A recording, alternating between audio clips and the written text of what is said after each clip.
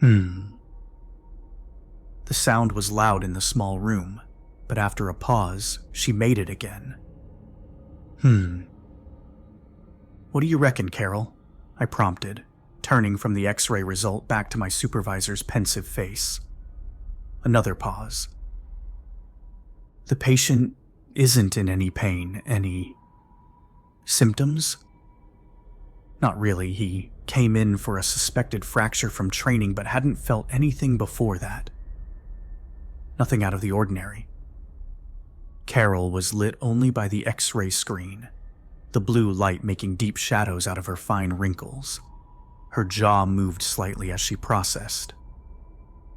Run the procedure again, calibrate the machine properly, make sure. All done, Carol. We've scanned him as many times as we safely can. Everyone calibrated the machine. Hell, I X-rayed myself to check, and it's all fine. I wasn't used to interrupting a consultant like that, but my heart was racing from what I was seeing.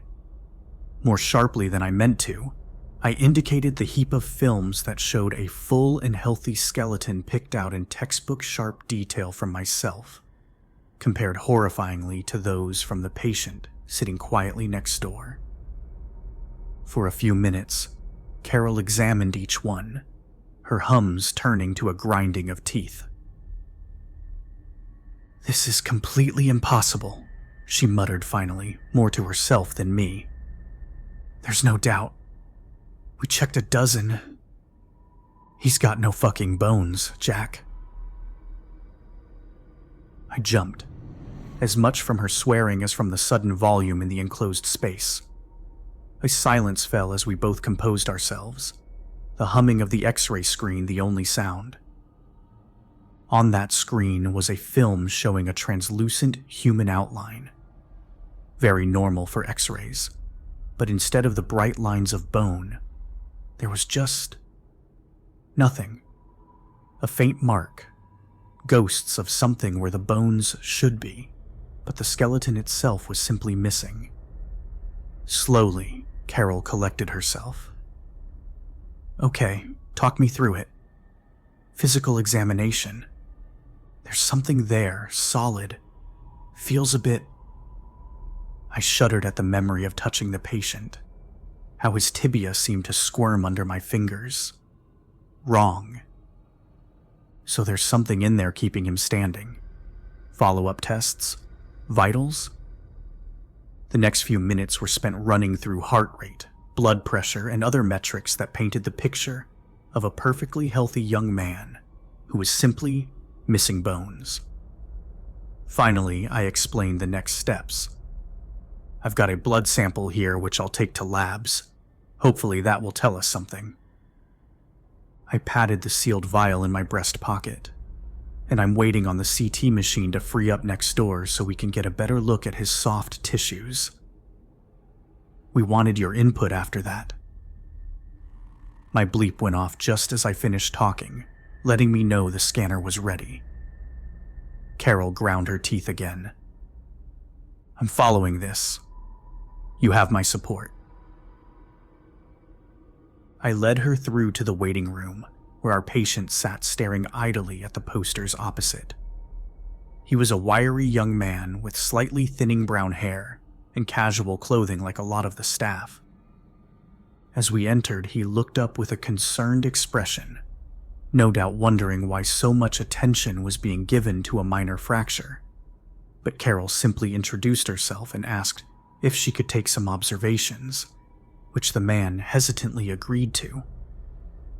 It was left to me to explain that we'd found a small anomaly, that there was nothing to worry about, but we just needed to confirm a few things before we sent him back to the lab.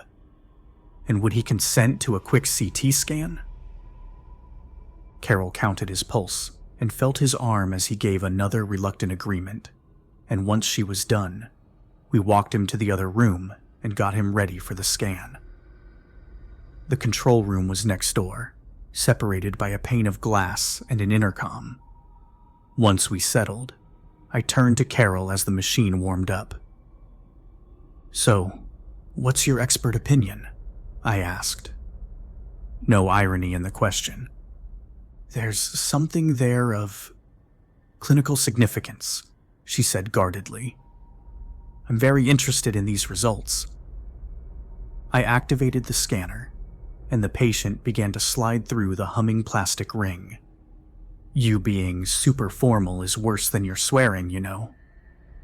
The minutes ground past, my heart beating faster with each one. The patient asked a few questions during the process, if it was safe and if there was anything to worry about, but I reassured him over the intercom and reminded him to stay as still as possible. When he asked what we were doing, I explained that a CT would give us a better view of soft tissues, muscles and organs, and such. Just to check if the fracture had damaged anything, I added. Nothing to concern him. Finally, it was done. Barely breathing, I pulled up the results on the screen as Carol craned forward. "What the fuck?" she breathed. I zoomed in with shaking hands, not believing what I was seeing myself. Carol was just repeating the word to herself over and over again as her eyes devoured the horror on screen. I panned over the image, but they were everywhere. Everywhere that was meant to have bone had been replaced by quarantine. I looked up at Carol, but she said it again, louder and more firmly. "Quarantine, right now. Lock the doors, we need security." "Okay, I'll go to—" "No, here too, you and me. We've touched the patient." She walked over and locked the operation room door, pulling out her phone and dialing a number at the same time. The door. "Jack, now!" My skin began itching at her words, pins and needles and a deep, sickening crawling sensation. Us too? Quarantine. Contaminated with those? My hand was obeying my superior, though, hitting the button to lock the door of the CT room. The patient's head snapped up at the sound, looking first at the door and then through the window at us. He was starting to panic now. "Just a precaution, sir. There's nothing to worry about." My voice was thin, high on the intercom. Unconvincing. I didn't care, though. My eyes were fixed on the results screen, on what the CT scan had revealed. Insects. Thousands of them, densely packed together, columns running throughout the patient's body. Their carapaces picked out at blinding white on the screen. Bodies locked together by spindly legs, needle-thin antennae poking out from the masses. The X-rays had passed right through them, but the CT scan revealed them in sickening detail. The terrible things made shapes, and with horror, I realized they had taken the place of his bones. The radius, ulnar femur. Even the goddamn skull remade from a mosaic of insect bodies, each smaller than a grain of rice. I felt dizzy. I'd felt them moving. Carol was speaking to someone and the patient's voice was coming in tinny over the intercom, but I wasn't listening. A cold, trickling feeling was spreading throughout my body, and my mind was going faint. All at once, I threw up. Missing the bin completely, but managing to at least get the floor and not the equipment. I collapsed hard to the ground. The pungent smell of bile filled the room, adding to the sensory maelstrom.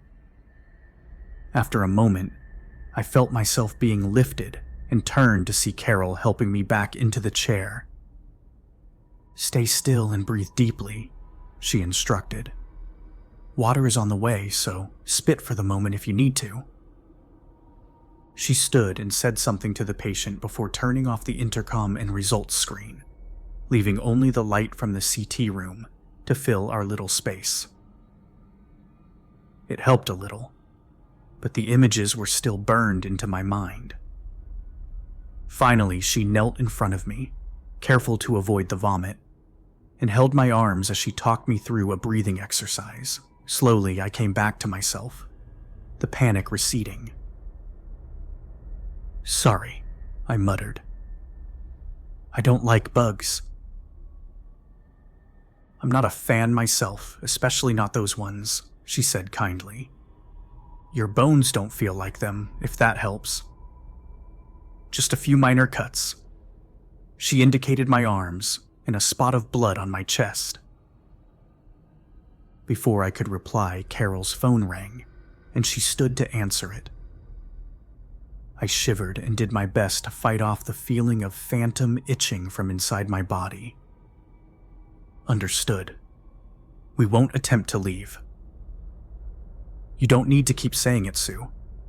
I know what lethal force is. Water and cleaning supplies too, if possible." "Yep." "Okay. Bye." She let out a shaky breath as she hung up, before looking over to me. "We are under instruction to stay in place. These 2 rooms are now considered a quarantine zone. Apparently, they've seen something like this before, but it's not a good prognosis. If you have it, well, it's like rabies." Another shaky breath. Once they're in, there's no way to stop them. I felt sick again, but swallowed it down. Questions whirled through my head. They knew these things existed? Is this part of what our facility is studying? What happened to the first patients? Why can't they stop it? Why does my skin itch? Did they really say lethal force? Before I could voice any of the torrents in my mind, I was jolted by a bang right next to my head. Our patient had come to the joining window and smacked his hand into it, desperate to get our attention. Without the intercom, we couldn't hear any words, but he seemed to be shouting. "Jesus," Carol muttered, clearly also startled. She took one look at my face. "You stay there. I'll do my best to reassure our patient." Both reassure and our patient seemed to ring slightly hollow in our current situation, but I didn't protest. Carol spent a few minutes doing her best to talk the patient down before giving up and sitting down next to me. As she did, the patient began thumping the diving window again. "He's not happy, but there's nothing we can do," she explained grimly. "Some symptoms are setting in. Pain, panic, nausea. I didn't tell him what was wrong, though. I couldn't face it. In all my time working with Carol, I'd never seen her look so dejected. As gruff as she was, she'd been a bulwark against all the mess and nastiness of working here, shouldering both the responsibility of the patients as well as what we did. "This isn't our fault, Carol. We did the best we could. I tried. Maybe we could still help him." I mean it. Tests or something. Maybe we can fix whatever those bastards upstairs did to him." This caught her attention. Slowly she looked up, meeting my eyes. All kindness and camaraderie was gone. Instead, there was now a look of steel-hard contempt etched onto her face. "Jack, you know what we do here. This is our fault.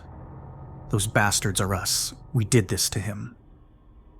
"No," I said, my voice thin again. "No. We're radiology. We just scan the patients and look after them. We don't." "Do you honestly believe that?" she asked sharply. "You think you're not a part of this? Too small of a cog in this place to be noticed? That you're not responsible? A naive little rad tech that doesn't have blood on his hands?" "That's not..." "At least, he can admit he makes weapons. At least I, and the patient, and everyone else in this godforsaken place can look ourselves in the mirror and know what we're really doing." She was angry, angrier than I'd ever seen her. Look that poor bastard in the eye and tell him we don't make bioweapons. Look at him through the glass and tell him you're innocent. I felt sick again. Her eyes were cutting through me, pinning me like needles under my flesh. Next to us, the banging on the joining window continued, and I imagined I could hear him howling, but I didn't look. "Can you even tell me his name, Jack? I haven't heard you address him by it." Again, I couldn't answer. Couldn't bring myself to look up at my patient and his screams. Carol made a noise of disgust. "I get it. Like a farmer with cattle. It's easier if you don't get attached, right?" She walked away towards one of the computer terminals. "I'm going to write this shit show up, as well as a recommendation that we review your fitness to practice. I'm not happy having someone of your disposition under me in this facility." She looked at me again. "If you want any chance of keeping your job, I recommend that you look your patient in the eye and come to terms with who you are and what you do." The banging had stopped.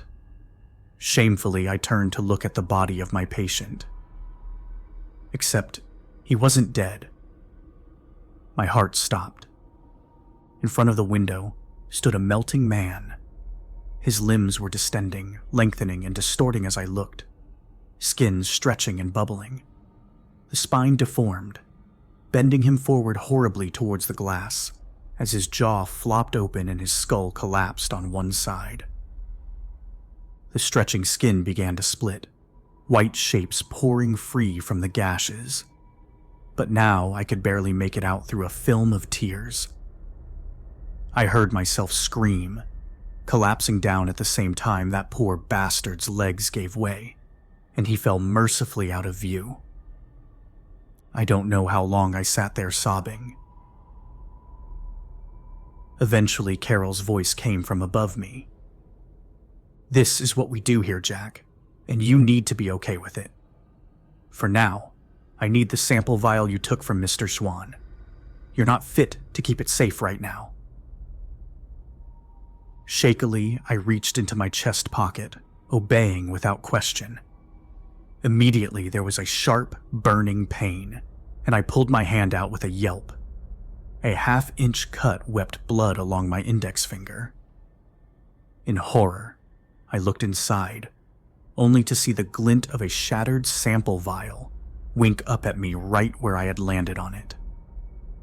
Terrified, I looked up into Carol's face, which had drained of color. "Right," she said. Okay. I'm going to ask what the transmission vectors of this particular project are. You stay still and over there. Let me know if you feel anything."